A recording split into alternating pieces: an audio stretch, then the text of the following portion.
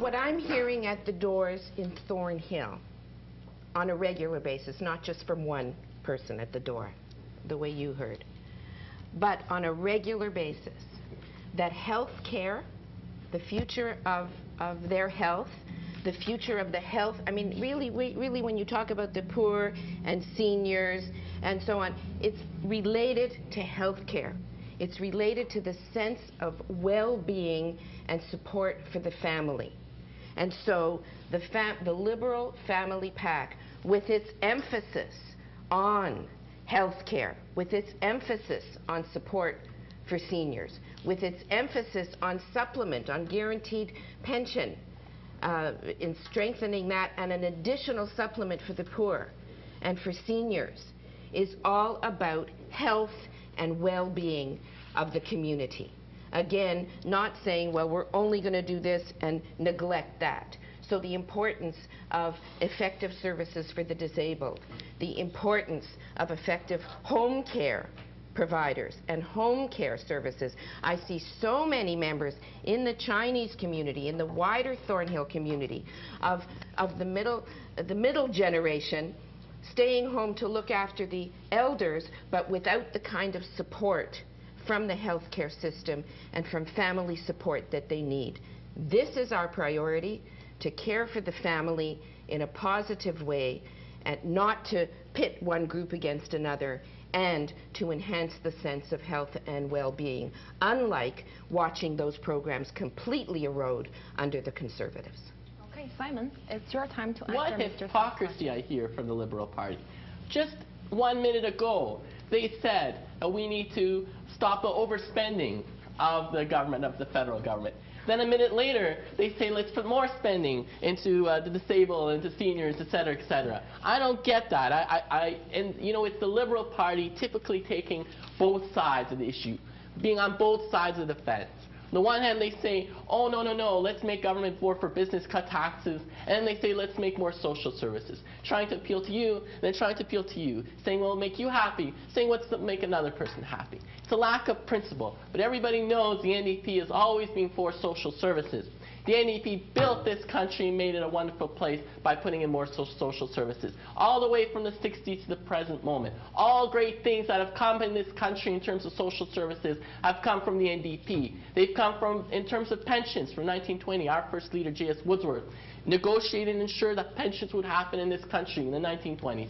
Then in the 1960s, we ensured health care would come into this country under Tommy Douglas, who pressured and ensured that this would happen, and who made it happen in Saskatchewan. Then we have all the way from the 1950s, and we have in 40s unemployment insurance, which is put forward by J.S. Woodsworth of my party, and made sure that it's happening in Canada. All the wonderful things in this country in terms of social services have been made by the NDP, so that is why many people vote for the NDP, because they know we're the principled stand for seniors, for the elderly, for poor, for regular people looking for jobs or unemployed, for citizens who want to make this a better country and a better place.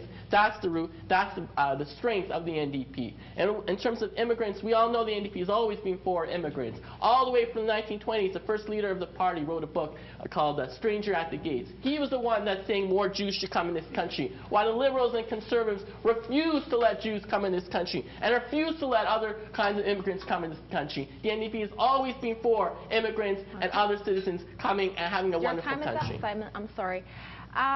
It seems that we move on to the free debate a little bit earlier. Okay, let me repeat it one more time. Sorry. For the first, after Mr. Song raised a question, you need to answer his question rather than you move on to the debate a little bit earlier, right? So because we have 5 minutes free debate. So okay, now it's time for the real debate. Karen, you go first. Well, I need to say that no matter how much you wave your finger at me or flail your arms or try to repeat these stupid attack ads that are on television that the Conservatives have done, you cannot put words in my mouth or in the Liberal Party's mouth. And so, focusing on the exact question that was asked, I will repeat in case you didn't hear me the first time. We're speaking about not increasing taxes, using the money that would have been squandered, the $6 billion squandered on reducing corporate tax to ensure that those social programs are maintained. In the healthcare, I'm watching doctors in our community work from the crack of dawn till the middle of the night. I'm watching the wait times increase.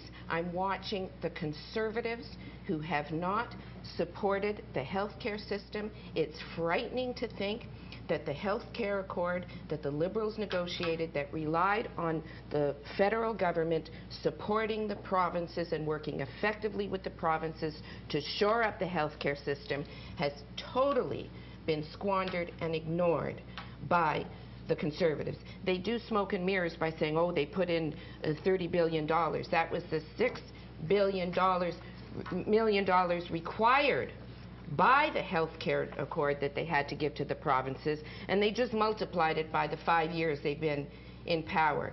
That means as the costs are increasing, no support for the health care in our province, in our communities, such that our doctors and our patients are suffering. We have not only promised, but we have the track record of showing that the health care service to the poor, to the disabled, are paramount, but at the same time with good fiscal responsibility, not undermining the social programs, and at the same time not increasing taxes, and ensuring that we shore up our services that are so essential to the community.